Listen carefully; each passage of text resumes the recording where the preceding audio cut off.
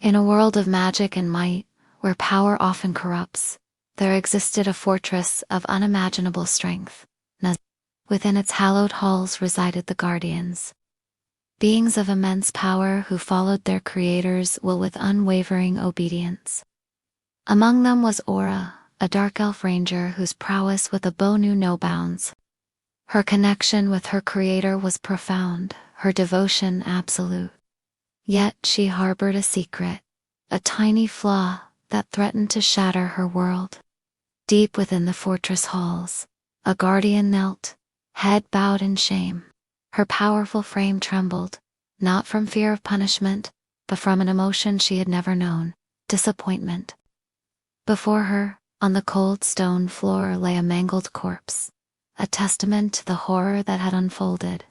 The beast, a massive predator that had stalked the night with deadly grace, had turned on its own kind, attacking and killing dozens of civilians in a vassal kingdom they had been ordered to protect. It wasn't war. There was no honor in battle. It was slaughter, a massacre without reason or remorse. Aura had loved that beast, training it for years to become the perfect hunter. She had named it, cared for it, and now it had repaid her trust with treachery. Returning to Nazarick, she had expected fury, the wrath of her creators for the failure, for the lives lost. But what she had found was silence. Uncomfortable, heavy, pregnant with unspoken judgments. Ains, the skeletal overlord, had listened with an unreadable expression. Beside him, Albedo, the ever-composed floor guardian, had clenched her fists, her eyes flashing with barely restrained power. Finally, Ains had spoken, his voice echoing with the weight of ages. "Tell me, Aura," he had asked, his gaze boring into hers. "What is the purpose of your existence?" The question hung in the air, a challenge, an assessment, a test. Aura, trembling with emotion, found her voice. "To serve, my Lord Ains. To protect the great tomb and carry out your will.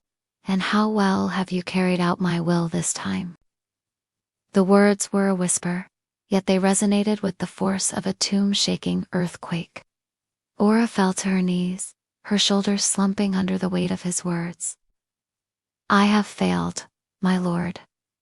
Forgive me." She looked up, her eyes filled with anguish.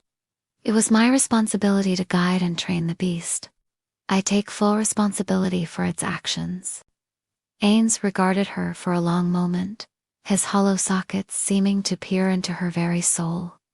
Then, surprisingly, he nodded. "Very well, Aura. You shall atone for your failure." Relief washed over her, quickly replaced by confusion. What punishment could he possibly have in mind? To be banished from Nazarick, perhaps, to wander the mortal realm alone, forever haunted by her failure. Or worse, to be sealed away in a tomb, trapped in eternal darkness as punishment for a crime she committed in service of her creator. But Ains had surprised her before, and as he spoke, she realized the punishment he had in store was far more profound, far more challenging than any physical torment. He commanded her to return to the village, to live among the people she had failed and protect them, guide them to rebuild their lives, to feed them, to shield them from harm. In essence, to atone for her failure by becoming their protector. The other guardians reacted with shock. Shaltir, the succubus, let out a mocking laugh. "So the great hunter who has failed her task is to become a village girl. How fitting." Albedo, her face ashen with barely restrained power, hissed Ains, "Are you sure this is wise? Such a severe failure should not go without proper punishment." She turned to Aura, her eyes flashing with cold light. "You disappoint me, Aura. Your existence was to serve our great Ains, not to play at being a goddess among mortals." Yet Ains remained resolute. He knew that true power lay not in blind obedience, but in understanding and adapting. He saw the potential for growth in Aura's failure, an opportunity for her to evolve and become something greater. Perhaps this was the true test of her devotion, to rise above her mistake and strive to be better, not just for Nazarick, but for herself.